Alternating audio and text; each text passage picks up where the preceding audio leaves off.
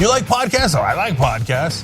Get the TYT podcast. Get the whole show and TYT interviews and old school and aggressive, progressive. So many wonderful TYT shows. No ads. Become a member right now. TYTnetwork.com/join. What's up, everyone? Welcome to TYT. I'm Anna Kasparian. Joining me today is Michael Shure and Mark Thompson. My voice is not joining me yet. Hopefully it'll get back to me next week. Sounds good. It's coming back, Really? or it's starting out? In like a Kim Carnes-y way. Do you know who Kim Carnes is? No, I don't know who that is. Bart knows who Kim Carnes is. Kim Carnes sang a song called Betty Davis Eyes. Oh, okay. Yeah, which you've probably heard. She had this great raspy voice. Okay, all right, I'll take it. It's kind of sexy. Yeah. Oh, okay. Yeah. Jake told me that my voice is either that there are two camps in the audience: the people who are insanely irritated by hearing my voice right now, and then the people who are turned on by it. So I don't know what the percentages are, but I'm sorry if you don't like it. Hopefully my voice will go back to normal soon. All right, so we have so much news to get to. Obviously, in the Trump era, there are several huge news stories in every single news cycle. Later on in the show, we will get to the details about what's going on with tax cuts for the wealthy. The House has managed to pass their version of that legislation, and I will tell you what that legislation includes. And then further along in the hour, we'll also talk about one sheriff in Texas who was outraged over a sticker, an anti-Trump sticker someone had on the back of their car. What action did this cop take against the citizen? I'll let you know later on in the show. You guys ready? Let's do it. I haven't been here for a while, Anna, so I don't know how ready I am. You're always ready. You're Michael Shure. You're ready with not only knowledge about what's going on right now, but crazy historical information that no one else would know. Yeah, like he's Kim forgotten Carnes. more about politics than I'll ever know. Just doesn't start this show. Yeah, I love it. All right. Unfortunately, we start off with some pretty devastating news. Democratic Senator Al Franken has been accused of sexual assault by a radio reporter by the name of Leanne Tweeden. Just full disclosure, Leanne Tweeden is someone who was on the show that I used to host for the network, The Point. She came on a regular basis, and I know her personally. But I didn't know this story until now, because today was the first time that she spoke about her experience with Al Franken back in 2007. Now, she shared her account in a published article for ABC, and she accused him of kissing and groping her without consent during a 2006 USO tour of the Middle East before he took public office. So I apologize, it was 2006, not 2007. She wrote that it occurred in December of 2006, not long before Christmas, when she was a performer for the tour alongside Mr. Franken, then a well-known comedian. Now, there were two components of her accusations that really stood out to me and to most people. The first accusation is what he allegedly did to her physically. According to Ms. Tweeden's account, Mr. Franken wrote a body script that included a kiss for the two to perform on stage. When it came time to rehearse the skit, she wrote, Mr. Franken insisted on kissing despite her protestations. So she didn't want to kiss, and then he went for it, and she claims that he grabbed her in the back of the neck and tried to make it happen, but she pushed him off. She says, I immediately pushed him away with both my hands against his chest and told him if he ever did that to me again, I wouldn't be so nice about it next time. I walked away. All I could think about was getting to a bathroom as fast as possible to rinse the taste of him out of my mouth. I felt disgusted and violated. Now, Al Franken has released two statements in response to these allegations. The first statement was very brief. He wrote, I certainly don't remember the rehearsal for the skit in the same way, but I send my sincerest apologies to Leanne. As to the photo, it was clearly intended to be funny, but wasn't. I shouldn't have done it. So that gets to the second part of the allegation, and this is where she has pretty damning evidence. Let's go to graphic number 3, please. She shared this photo of the tour that she was speaking of. She had fallen asleep because she had just returned from a tour in Afghanistan. She was a member of the military. She is a veteran. And while she was asleep, Franken posed in this way for the photo. And it's degrading, it's disgusting, and Franken later released a longer statement addressing that component of the allegations. So let me go ahead and read that to you right now. He says, I don't know what was in my head when I took that picture, and it doesn't matter. There's no excuse. I look at it now and I feel disgusted with myself. It isn't funny. It's completely inappropriate. It's obvious how Leanne would feel violated by that picture. And what's more, I can see how millions of other women would feel violated by it. Women who have had similar experiences in their own lives. Women who fear having those experiences. Women who look up to me. Women who have counted on me. And the truth is, what people think of me in light of this is far less important than what people think of women who continue to come forward to tell their stories. They deserve to be heard and believed, and they deserve to know that I am their ally and supporter. I have let them down, and I am committed to making it up to them. So we have some video of Leanne Tweeden speaking to Jake Tapper. We'll get to that in just a minute, but I kind of want to open it up to you guys and hear your thoughts. We were talking about this earlier today, and so we've covered it. It's a problem because there is a spectrum. It seems there are different gradations of sexual misconduct.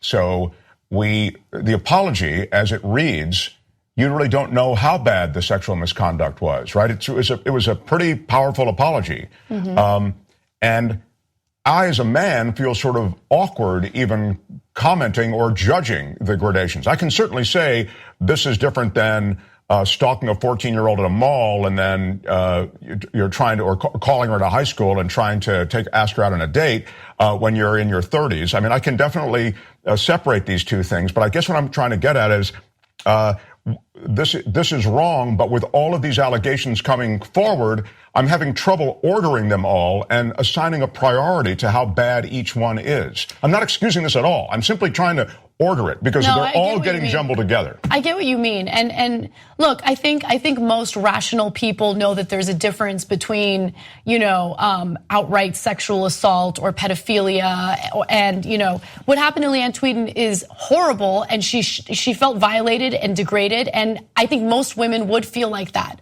No one has any right to put their hands on anyone else without consent. And taking that degrading picture was, beyond offensive and degrading. However, look, I think that all women are different. All women respond to different types of assault or different types of harassment in various ways. And so what might be considered not a big deal if it's an ass grab to one woman might end up, really making another woman feel incredibly unsafe or, degraded, whatever it is. And so I hate getting into these discussions about what's worse, but I think what's more important to focus on is this broader discussion about this sense of entitlement that all of these perpetrators have had, right? Like, I think that's like the one constant among all of them. The power thing. The power thing and the abuse of power and this sense of entitlement, this sense of, yeah, I'm going to do this and I'm not worried about any consequences. Yeah. And think about this. This happened in 2006. There never were any consequences. He went on to be a senator. He went on to live his life. And this was something that she quietly lived with behind the scenes for all this time. And it's because she felt that she couldn't come forward because people were going to attack her. And by the way, that has happened. And she talks about that with Jake Tapper. Now, I want to go to her videos. Video number 2. She talks about why, in a lot of cases, women don't come forward. Decades will go by and they will just remain quiet. Take a look. I was nervous to come out about it. This doesn't make me feel good. Everybody goes, oh, you're so strong. You're going to feel so great talking about it. I still have a knot in my stomach. This isn't some like, oh, yeah, I'm going to do it and I feel great about it. It's difficult. It's difficult to do. It is hard. Why do you think there are people that haven't talked? There's still a lot of people that haven't told their stories. And in the case of Roy Moore, there are people that 40 years later that are reluctantly coming out about it. I mean, it's embarrassing. It's humiliating. There are still people I've looked on Twitter that are still blaming me for it. I'm like, you look at the picture, I'm asleep, and they're still, somehow it's my fault. Right. Really? Okay. Al Franken has come out and apologized and said, you know what? That was in poor taste. I thought it was funny, and it's still my fault. Well, that's why women don't come out. Well, I mean, first of all, the biggest mistake she's made, the only mistake she's made, is going on Twitter. She should not go on Twitter because she's only going to get that kind of criticism. I think, the attention-grabbing thing here is the photograph, right? And that's got, to me, that obfuscates the real if true, disgusting thing that Franken did, which was push himself on. You have to remember, too, Al Franken in 2006 was months before he even announced his candidacy for Senate. He'd been in a writer's room at Saturday Night Live, and we've all read books or at least articles about what that life was like for a very long time. He was a goofball, and I didn't think he was that funny ever until he wrote a book, which was funny. So the photograph of him going like this, as stupid as that is and as offensive as that is, that's probably the goofball comedian thing that he's prone to doing. And I think it really takes the story in a different direction, because it's not just that. It's that he forced himself upon a woman in that situation when it didn't have to happen. And if that's true, and listen, the other thing that happens with these stories, and I don't know anything about Franken, but every single time this happens, there are other accusers who follow. There are other stories, other anecdotes. It hasn't happened yet with Franken, and it may tomorrow, it may tonight, it may with somebody else, and we forget about Franken because this is happening in such rapid fire. But I think that what people have to, keep hold of with this Franken thing is he violated this woman, and not in that stupid photograph, which was stupid to take, and he did violate her. But I mean, I just think the context of Al Franken, a comedian, is very different than Al Franken, a man in a position of power who was a comedian with a younger performer violating her womanhood, violating everything about her. So I just think that the picture, to me, serves as a distraction to what the real offense was. Yeah, I have a different take on the picture. Yeah, which you're probably right about, because I think I might be in a minority about this. But I just think the context of a comedian who I never found funny doing something that was really not funny is that. And that's a little bit of the explanation that he got at in his longer statement. Did he talk? Yeah, he did. So I want to be clear. When I read the longer statement, that wasn't the full statement. You should read the full statement for yourself. But he does get into how, at the time he thought this was funny. It was like a comedy thing. But look, think about, I don't care if you're a comedian, because think about what this really communicates to a woman like Leanne Tweeden, or women in general. She had literally gotten back from a tour in Afghanistan. She's wearing her military gear, okay? And he poses in a picture where he's degrading her by pretending like he's grabbing her breast while she's asleep. By the way, she didn't know the picture was being taken. She didn't even find out about it until much later. It's inexcusable. It is inexcusable. It's inexcusable. And I just mean that I don't want it to distract from what he actually did. No, that I agree with you on, because, the physical assault is a serious accusation. And since there's proof in the form of a photo of the second part of the allegation. It makes the first part more believable. And that's what Michael's saying, that's essentially stealing the spotlight on this story. And we can rank the two things. I mean, the sexual assault or the physical assault, maybe better put, that I think ranks worse. It's sophomoric. It's like a frat house thing. Right. She's asleep and you're going on, and he's, leaning into the picture. It was clearly done in that comic spirit for him, but it didn't pass the litmus test of comedy as we've seen. By the way, none of his stuff really did. When he was on Saturday Night Live, you remember, I didn't think he was that funny. So, no, and this was exactly like in line with his humor. I disagree. I think Al Franken. And here's why it matters to us, because he was a voice of, he was a clear voice on Capitol Hill as he segued into the Democratic Party. For sure. And so it hurts and kind of smarts on that level as well.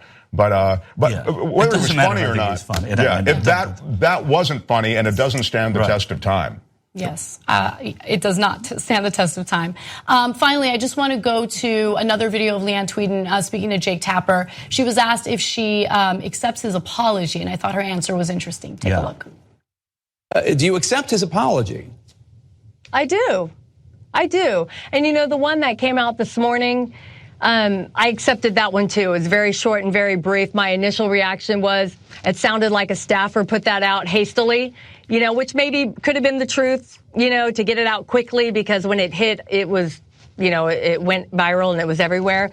But that one did seem heartfelt, and I believe it, and I believe him, and I honestly do believe him. And, I wasn't waiting for an apology from him, but I gladly accept it. And thank you, Senator Franken. And yeah. Do you want him to call you?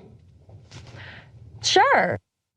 That last question, I know what he meant by that last question. But it did sound was weird. so weird. It sounded really weird. It sounded So, weird. would you like a second date? Yeah, would you like him to call you? Anyway. And the whole dynamic is fascinating because we haven't seen the accuser asked that. These accusers asked about this. And and going back to the photo also, the more evidence you have of something like this, the more believable the crux of the story is. So Absolutely. if you have that goofy thing that he thought he was being goofy about, that photo, even if it isn't the offense, it makes the offense certainly seem more credible. Absolutely. And I think that's an important... Although, again, I see the two so differently. I don't know that really is true. I see one as a wah-wah and it really being a stupid idea, but in that...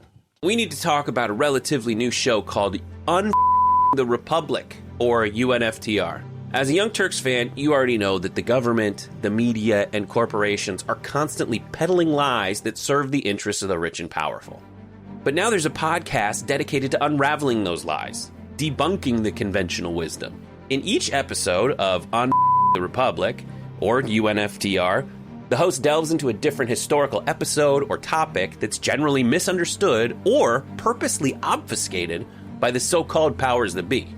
Featuring in-depth research, razor-sharp commentary, and just the right amount of vulgarity, the UNFTR podcast takes a sledgehammer to what you thought you knew about some of the nation's most sacred historical cows. But don't just take my word for it. The New York Times described UNFTR as consistently compelling and educational, aiming to challenge conventional wisdom and upend the historical narratives that were taught in school.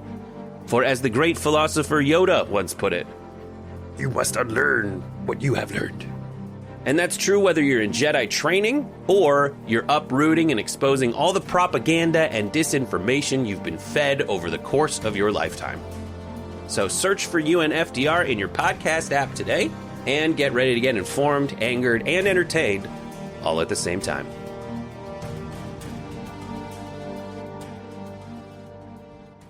Category. And then the other is a guy trying to take a shot or something, like a really... No, I know, but what I mean is that you see that there's this line of thinking in this man's head at that time that could lead you to believe that he would have done that. Yeah. He sexualizes this woman. So one other thing that I want to get to before we go to break, because this is also an important component to the story. Al Franken took responsibility and apologized immediately, and that's what he should do, and I'm glad that he apologized.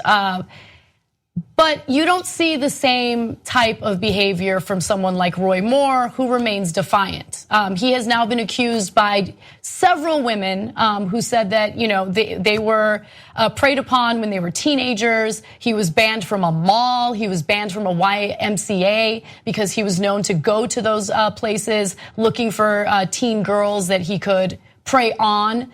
And I mean, there are people in Alabama who knew him and knew about this open secret, talking to the media. These are not liberals. These are not progressives. These are Trump-supporting Alabamans that, did I say that right? Alabamans? Yeah. Alabamians. Alabamians, No, yes. I would have accepted the way she said it. Well, you probably can accept, but they say Alabamian. Or Anyway. Okay. Anyway. But doesn't matter. So they're coming Trump forward supporting. and they're talking about, what they experienced. And Roy Moore, here's what he tweeted about the Franken story today that I thought was amazing. Al Franken admits guilt after photographic evidence of his abuse surfaces. Mitch, meaning Mitch McConnell, let's investigate. Which, by the way, to Mitch McConnell's credit, he did want to do an ethics investigation into Al Franken. And then he says, in Alabama, zero evidence, allegations 100% rejected. By the way, 100% rejected by whom? By you. You're the only person who rejects them. Right. And then Mitch McConnell, again, to his credit, says that Moore must quit immediately or be expelled. So he's complaining that Mitch McConnell is treating him similarly to how he's treating Al Franken. Well, yeah. Can I have that for a second? Sure. Okay, first of all, Al Franken is a U.S. Senator. There is a process by which you go through. Roy Moore is not. Mm-hmm. So for him to say that Roy Moore should not be a candidate, should not stand, should drop out, should be expelled, all of those things, he has a right to say. He's a citizen. Al Franken has to go through this process if the process is to begin. It's one that Franken wants to go through, that Chuck Schumer said he should go through. I'm going to challenge you on one of the things you said. To his credit, he said, let's investigate. Mm-hmm. In moments after Al Franken had this this allegation, Mitch McConnell said, let's investigate.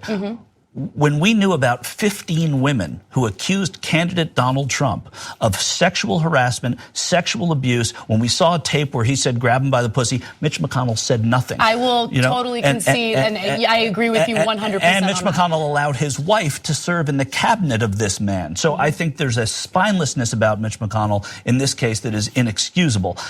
That said, the Roy Moore remark about 100%, unbelievable. That 100% refuted, because people seem to be glomming onto this stuff in a big way. And more and more accusations came out today. So they will continue, and we'll see what happens with Roy Moore. But he remains defiant, refuses to, pull out of the Senate race in Alabama. It looks more greater and greater, like Doug Jones will be the senator from Alabama. The polling has been high. As a matter of fact, there was a poll today, which I actually don't believe, that showed that Barack Obama is more popular in Alabama than Roy Moore is, which is astonishing to me. It's astonishing that it would be astonishing. Though, right, well, that's true. No, right. Yeah, that's a good point. Yeah, that's true. Yeah, pedophilia or Barack Obama. Right. 21 seconds I want. It's important for the Democratic Party here. All these senators have come out and criticized Al Franken. The Democrats have to take the right stand on this issue. And if it's true and these things happened, there should be no patience for Al Franken in this case because of the brand. And I think, and I said this to Mark earlier, I think this guarantees, and the series of allegations should guarantee that a woman is on the ticket in 2020, either at the top or the bottom of the ticket, because I think the Democrats can own this issue and can get women voters to understand. And I'm not apologizing that it's politics, because he's a senator and this is politics, and we're talking about elections. They should own this and show women that they are the party that's standing up to it, while you see these Republicans coddling this pedophile in Alabama, this accused pedophile in Alabama. So I think it's an opportunity too, and they can sacrifice Al Franken's Senate seat. He's a good senator with good voting record and all of that, but he can easily be replaced by another Democrat. And I pointed this out earlier too, is that Keith Ellison is a congressman from Minnesota, a possibility for their governor, Mark Dayton, a former senator, to appoint to the Senate seat should Al Franken resign, which we're not even close to having happen. And then if Roy Moore wins and Keith Ellison is the senator, Roy Moore is serving with a Muslim. So there's that.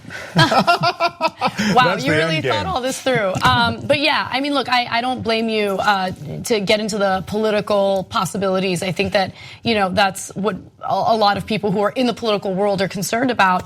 But, my take is the same regardless of political ideology. If I don't care what the impact is going to be for any party. If this person is proven to be a predator, out. I don't care. I don't care if it's a Democrat, don't care if it's a Republican.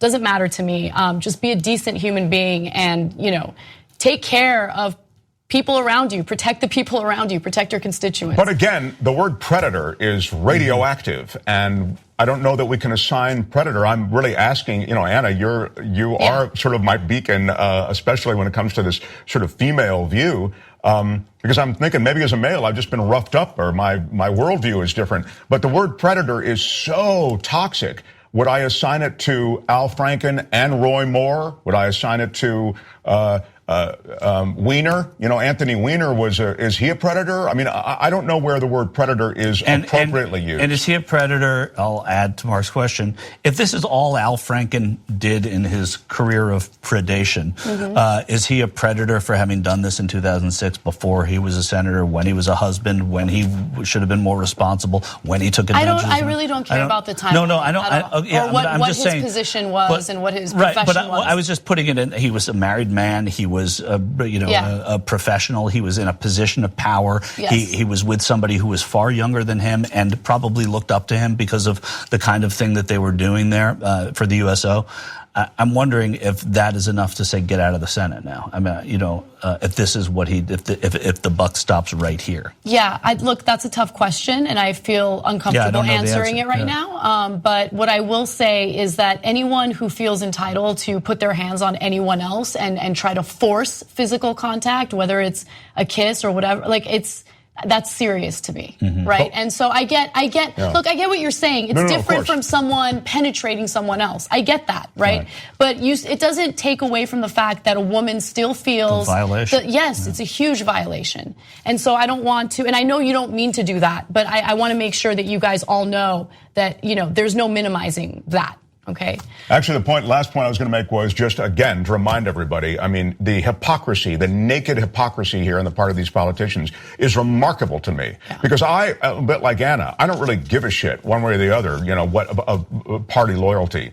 I mean, there's right and there's wrong. And the guy who's in the White House now has been so wrong on just this issue. Yeah. He is, I would think, more in the category of a sexual predator. Well, he's never even said a single thing about Roy Moore and all of these. Today, he has still yet released. I mean, he loves to tweet. He's like up at 2, 3 in the morning tweeting a storm, right? About nonsense. He'll tweet about, what he's watching on cable news at that moment, but he won't release a single statement about all these allegations against Roy Moore. I think that, his silence, it says a lot. A ton. And to Democrats, to your credit, Mark, to their credit, Mark, they, seconds after this came out, a mass of senators said, this is reprehensible, this is unacceptable, if this is true, it has to be dealt with. There's still Republican senators who haven't said how they feel about Roy Moore. I know. There's Robert Adderholt and there's Mo Brooks. These are congressmen from Alabama. Rand Paul, by the way. Rand Paul, but exactly. People saying that, no, I think he should be there. It'd be better than having a Democrat there about Roy Moore. Yeah. Come on. All right, we got to take a break. When we come back, we will shift the focus to policy news. We'll tell you about what the House just passed when it comes to tax cuts for the wealthy. Come right back. Welcome back to TYT. I'm Anna Kasparian, and you guys are in for a fascinating segment because Lauren Sivan, who is a journalist in Los Angeles, is joining me to talk about some of what's going on in the country right now in regard to sexual harassment, sexual assault.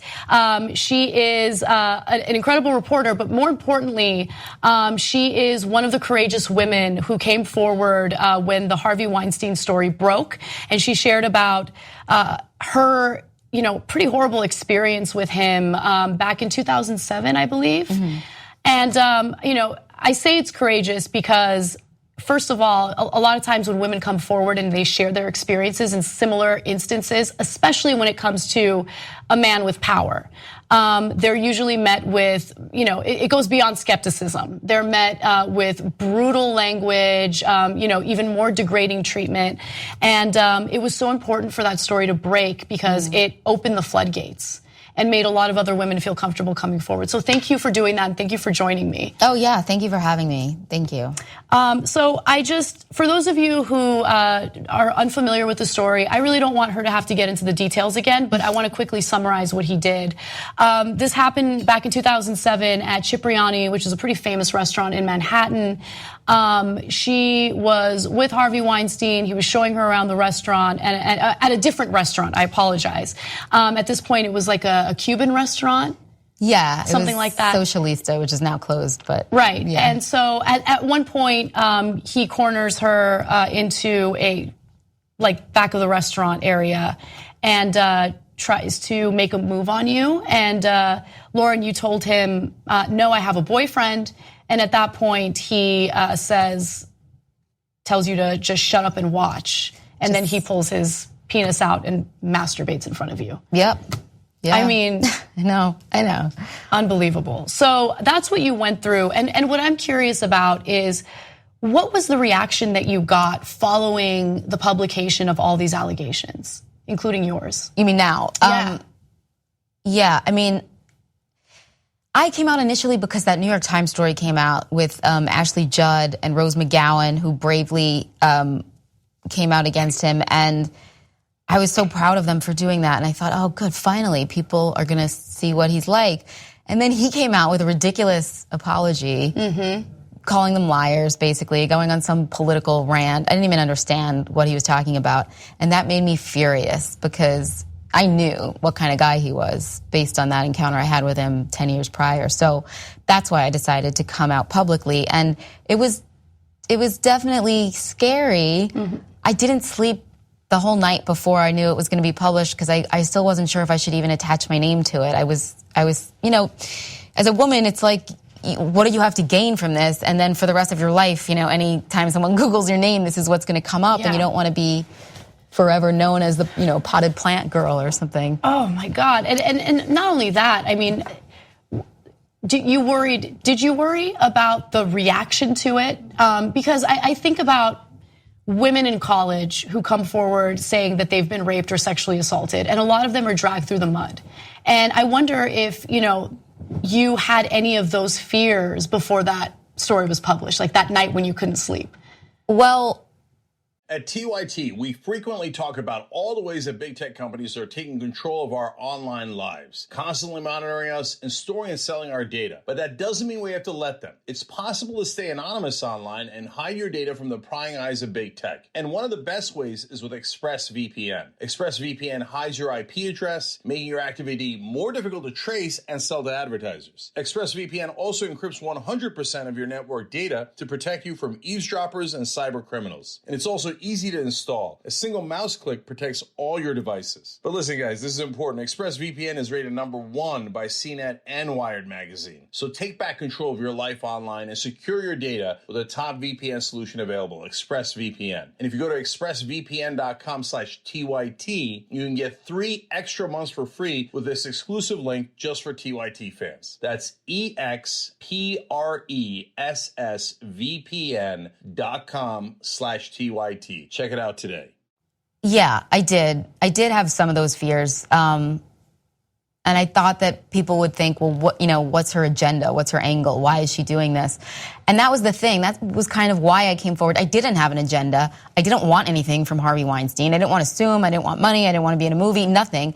So I felt like perhaps my voice could validate their voices, because I didn't work in the industry and I didn't have to work with him like they did. And the reaction, I want to say like 90% positive. 90% of women saying, wow, thank you for telling your story and sharing their own stories with me. You know, as with anything, I mean, there are plenty of people like trolling online who will say, you know, you kept quiet for 10 years and you could have helped someone else, which just frankly isn't true, number one. And number two, that's what we need to change, this victim blaming, this victim shaming culture, because that's exactly why people don't come out. I mean, if I came out when it happened, they would be like, oh, you're overreacting and it's Harvey Weinstein, so good luck. Oh, and then when you do come out, they say, well, what took you so long? You know, I mean, you can't win. I want to get to that. The question of why it takes people so long to come forward. So it was reported, and unfortunately, we didn't get a chance to cover this story until now, and I think it's really important to discuss it. It was reported that Harvey Weinstein would hire opposition researchers, I mean, very prominent opposition researchers, to start spying on the accusers. And then he would try to push for a smear campaign to take away any credibility that these women might have, and to, again, drag them through the mud. And the reason why we know about that is because Ronan Farrow spoke very candidly about, you know, who he hired and what he planned on doing. And so the companies, the firms included Kroll, one of the largest corporate intelligence companies, and Black Cube, an enterprise run largely by former officers of Mossad and other Israeli intelligence agencies. So it was also becoming increasingly obvious that this was going on because Rose McGowan was like noticing that people were asking her very personal questions and following her around. And it turned out that some of these people ended up being spies and Oppo researchers. And so, yeah, I mean, at least my take is that any person who is not in a position of power would be fearful that they would be, you know, followed around and smeared and their name would be completely destroyed, even though they're the victims. And we saw it with the Italian actress and model who actually had evidence, who had a recording, an audio recording of him, you know, relentlessly dragging her into his hotel room. And yet, you know, nothing was done about that. And then he had, you know, journalists at the New York Post, write articles basically smearing her, saying, oh, she's accusing him of what? Like, she showed up at his party, she did this, she did that, and, you know, insinuating that she was a liar and trying to get something out of him.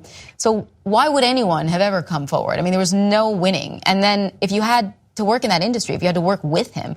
I mean, just imagine having to deal with this guy, Daryl Hannah said she was moving a bureau in front of her hotel room door to keep him out. Wow. And when she complained about it, she was taken off the press tour.